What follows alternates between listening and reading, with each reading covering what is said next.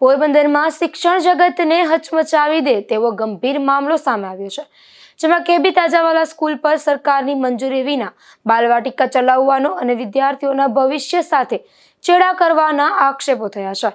ત્યારે આ મામલે વાલીઓએ જિલ્લા શિક્ષણ અધિકારીને લેખિત રજૂઆત કરી છે।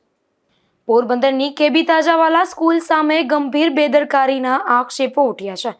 વાલીઓના જણાવ્યા મુજબ શૈક્ષણિક વર્ષ 2025-26 દરમિયાન સ્કૂલમાં બાલવાટિકામાં અભ્યાસ કરનારા વિદ્યાર્થીઓનું ભવિષ્ય અનિશ્ચિત બની ગયું છે। નિયમ અનુસાર બાલવાટિકાના દરેક વિદ્યાર્થીની વિગતો સરકારી પોર્ટલ પર નોંધાવી તેમને યુનિક આઈડી જનરેટ કરવાનો હોય છે, પરંતુ વાલીઓનો આક્ષેપ છે કે સ્કૂલ પાસે બાલવાટિકા ચલાવવાની સત્તાવાર સરકારી મંજૂરી જ ન હોવાથી વિદ્યાર્થીઓના યુનિક આઈડી જનરેટ થઈ શક્યા નથી। વાલીઓનું કહેવું છે કે શાળા સંચાલકોએ મંજૂરી ન હોવાની હકીકત તેમની પાસેથી છુપાવી રાખી હતી અને સમગ્ર વર્ષ દરમિયાન તેઓને અંધારામાં રાખ્યા હતા। હવે બાળકોને આગળ ધોરણમાં પ્રવેશ અને શૈક્ષણિક પ્રક્રિયામાં મુશ્કેલીઓ ઊભી થવાની ભીતિ વ્યક્ત કરવામાં આવી રહી છે।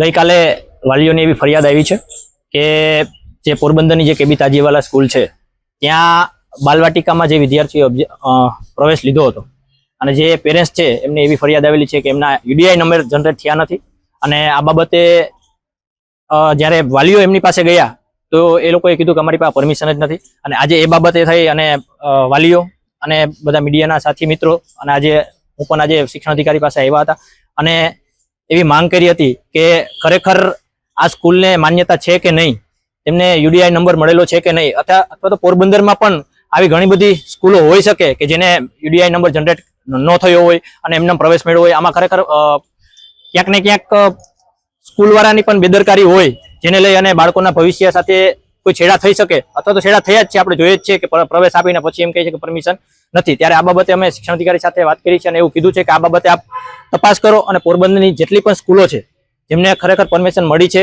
કે યુડીઆઈ નંબર જનરેટ થયા છે કે નહીં અને સરકારની ગાઈડલાઈન મુજબ છે કે નહીં, એ બાબતે આપ તપાસ કરો અને જો એ બાબતે કોઈ પણ સ્કૂલ ન હોય તો તેમની સામે કાયદેસરની કાર્યવાહી કરો એવી માંગ કરી હતી। અને એવી પણ અમે માંગ કરેલી છે કે જેટલી પણ સ્કૂલો માન્યતા ધરાવે છે, જે લોકોની યુડીઆઈ નંબર જનરેટ થયા છે તે સ્કૂલોનું લિસ્ટ પણ આપ વહેલી તકે બહાર પાડો, જેથી કરીને વાલીઓ પણ જાગૃત થાય અને વાલીઓને પણ મારી વિનંતી છે કે આપ પણ જે તે સ્કૂલમાં એડમિશન લ્યો તો ખરેખર એમની તપાસ કરો, જેથી કરીને પછી વર્ષ કે 2 વર્ષ પછી આપણે ભોગ બનવાનો વારો ન આવે।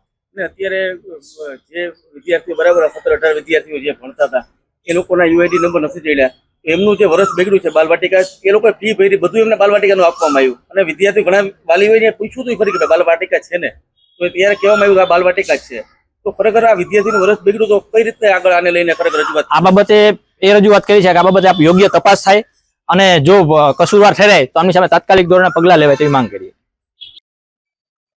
ફરિયાદ આવી છે કે માન્યતા વગર કાર્યવાહીમાં એવું છે કે અત્યારે ફરિયાદ મળી છે અને તમે કહો છો એ પ્રમાણે જો એને માન્યતા વગર ભરાવી છે તો અમે એ પ્રમાણે એની તપાસ કરાવડાવીશું અને તપાસનો રિપોર્ટ છે અમે સરકારશ્રીને મોકલી આપીશું। જે રીતે ભણાવ્યા છે એ રીતે લિવિંગ સર્ટિ પણ આપ્યું, જે પણ ફરિયાદી વાલી છે એને સબમિટ કર્યું છે, તો આ પ્રકારે કોઈ પણ જાતની મંજૂરી ન હોવા છતાં લિવિંગ સર્ટિફિકેટ આપવા ગુનો બને છે કે નહીં?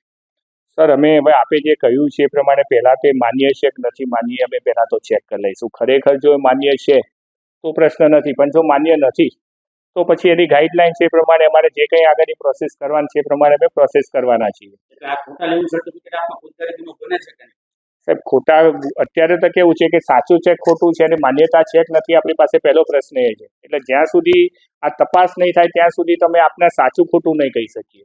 યુઆઈડી નંબર નથી, યુઆઈડી નંબર એમાં બીજા છે જ નહીં, એની પાસે મેં પોતે જ એક્સેપ્ટ કરે સ્કૂલના સંચાલક, એ મુજબ શું કરે? હવે આપ જે કહો છો તો પહેલો વસ્તુ અમને જે વાત કરી ભાઈ વાલી અને પત્રકાર મિત્રે પણ કહ્યું એ પ્રમાણે પહેલાં તો એની માન્યતા છે કે નહીં એ પહેલાં ચેક કરી લઈશું અમે। બીજું કે એનો યુઆઈડી નંબર રહી ગયો છે તો કયા કારણથી રહી ગયો છે એ પણ અમે સાથે સાથે ચેક કરી પછી જ આપને પણ અને વાલીશ્રીને પણ અમે જાણ કરીશું। જી યુઆઈડી વગર લિવિંગ સર્ટિફિકેટ આપી શકાય? સર હવે કેવું થયું છે કે ઘણી વખત માનવ સહજ ભૂલો થતી હોય છે, તો કદાચ કોઈક વખત લખતા પણ રહી જતું હોય છે, ઘણી વખત લખ્યા પછી પણ એકાદ આંકડો આગો પાછો થતો હોય છે, પણ હવે આ તપાસનો વિષય છે એટલે હું જાણીને પછી આપણે રિયલ આપી શકાય કે ન આપી શકાય? યુઆઈડી વગર એવું કહેવાય કે હું એવું કહું છું કે ઘણી વખતે અમારી પાસે એવી એલસીઓ પણ આવે છે કે જ્યાં એનો યુઆઈડી નંબર નથી હોતો, લખેલો નથી હોતો, પછી શાળા પાસે જાય તો એની પાસે હોય છે પણ ખરું, ઘણી વખત ભૂલ પણ હોય છે.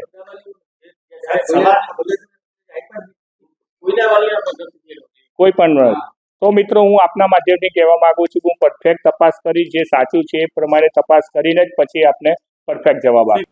આ સમગ્ર મામલે વાલીઓએ જિલ્લા શિક્ષણ અધિકારીને લેખિત રજૂઆત કરીને જવાબદાર સામે કડક કાર્યવાહી કરવાની અને વિદ્યાર્થીઓના ભવિષ્યને સુરક્ષિત કરવાની માંગ કરે છે. ત્યારે જિલ્લા શિક્ષણ અધિકારીએ આ મામલે તટસ્થ તપાસ કરવાની ખાતરી આપી છે અને ત્યારબાદ યોગ્ય કાર્યવાહી કરવામાં આવશે તેમ જણાવ્યું છે. નિપુલ પોપટ સાથે અશોક થાનકી, ગુજરાત ન્યૂઝ, પોરબંદર.